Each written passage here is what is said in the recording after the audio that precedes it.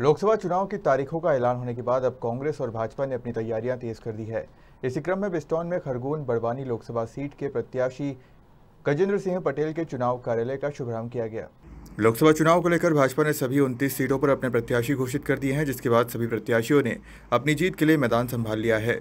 रविवार को खरगोन जिले के बिस्टान में खरगोन बड़वानी लोकसभा सीट के भाजपा प्रत्याशी गजेंद्र सिंह पटेल के चुनाव कार्यालय का शुभारंभ किया। इस दौरान चुनाव प्रभारी सुभाष कोठारी, लोकसभा चुनाव प्रभारी जितेंद्र पाटीदार, लोकसभा संयोजक खरगोन विधायक बालकृष्ण पाटीदार भी शामिल हुए। कार्यक्रम के दौरान वर्तमान सांसद एवं प्रत्याशी गजेंद्र पटेल ने कार्यकर्ताओं को संबोधित करते हुए भाजपा सरकार की उपलब्धियां गिनवाई। मार्केट में, बाजार में, गांव में मोदी को जिताने की चर्चा परिचर्चा वोट बदलेंगे पक्का बदलेंगे। कोई बात भी, कोई काम नहीं हुआ कि चिंता मत करना। आदरणीय बालकृष्ण जी हमारे लोकसभा के संयोजक हैं, आदरणीय सुभाष जी हमारे प्रभारी हैं। आपके जो भी काम और शेष रहे होंगे उसको आने वाले 5 साल में हम पूरा करेंगे। विश्वास कार्यकर्ता के तौर पर मेरे पे रखिए आप, इसलिए मुझे आशीर्वाद मिलेगा, पक्का मिलेगा। विजय रथ की जो माला आदरणीय बालकृष्ण दादा ने, सुभाष जी ने पहनाई है, वो मुझे विजय रथ मिलेगा भगवानपुरा से, मिलेगा ना?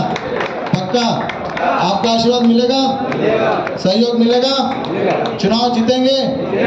चलिए मेरे साथ हाथ ऊंचा करिए, मुट्ठी बांधिए, हाथ को ठिकाने लगाना है। बोलिए भारत माता की, भारतीय जनता पार्टी। चुनावी मुद्दों को लेकर इस बार रहेगा चुनाव मैदान। सबसे महत्वपूर्ण चुनाव का मुद्दा तो विकास का है और विकसित भारत संकल्प के साथ में ये आज का चुनाव मुद्दा रहेगा।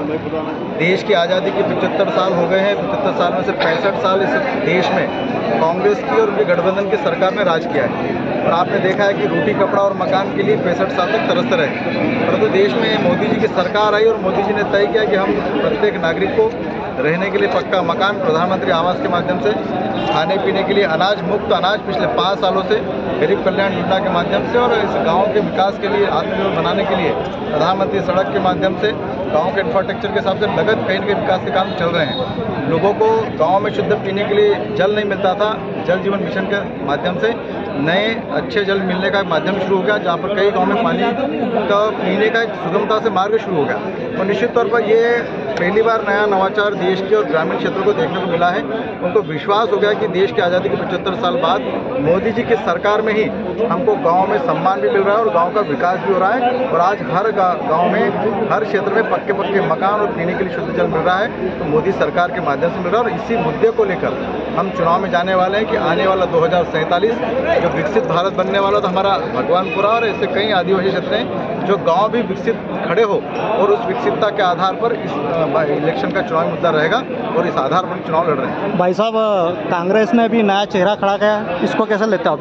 मुझे लगता है कि कांग्रेस के पास भी बहुत सारे चुनाव लड़ने के चेहरे थे, परंतु मुझे देखने में आता है कि कांग्रेस के उस प्रकार के प्रत्याशी चुनाव लड़ने लायक उन्होंने समझा नहीं। उन्होंने एक शासकीय कर्मचारी से इस्तीफा देकर चुनाव मैदान में उतारा है, तो निश्चित तौर पर कांग्रेस के पास कोई प्रत्याशी नहीं है। भारतीय जनता पार्टी निश्चित तौर पर यहाँ पर चुनाव जीतेगी, मध्य प्रदेश की 29 सीटें जीतेगी और खरगोन बड़वानी लोकसभा जो पिछली बार वोटों से हम जीते थे उससे अधिक वोटों से ये लोकसभा हम जीतेंगे। चुनाव कार्यालय के शुभारंभ के अवसर पर भगवानपुरा, सेगांव, बरूड़ एवं बिस्टान मंडल के भाजपा पदाधिकारी एवं कार्यकर्ता बड़ी संख्या में मौजूद थे।